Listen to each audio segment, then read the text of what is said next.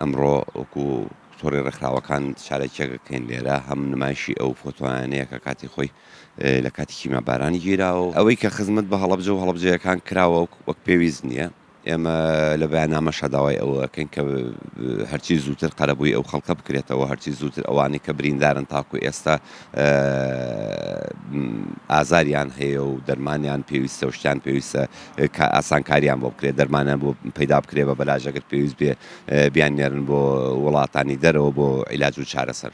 وەڵڵا ئەم وێنانەی کە هەیە و کارەساتە بوو کە لە هەڵەبجە قەوماوە. ئەم وێنانە تر ئەو ساڵەی کە ئەم حەدەسە ڕوویدا خۆشبەختانە هەنێ لە پەیامنێری ئەجنەبی و ئێرانیەکان توانیان بچنە ناو هەڵەبجە و ئەم وێنانە بگرن. ئەم وێنانە ئیسە بوو بە ئەرشیفێک بۆ میلەتی خۆمان باشە، یعنی وەکی ئەنفال نییە. ئیسا ئەنفال ئێمە هیچ دیکۆمنتێکمان نییە لەسەر ئەنفال. ئێمە کار ئەکەین بۆ ئینسان، بۆ ئێمە هەوڵی تۆڕی ڕێکخراوەکانی جینۆساید بۆ ئەوەیە کە عێراق بچێتە نێو ئەو وڵاتانەی کە پابندن بە دادگای نێوەدەوڵەتی بۆ کەیسی جینۆساید بۆ ئەوی لە عێراقا ئەمە دووبارە نەبێتەوە. ئەمە گرنگترە بەلای ئێمەوە.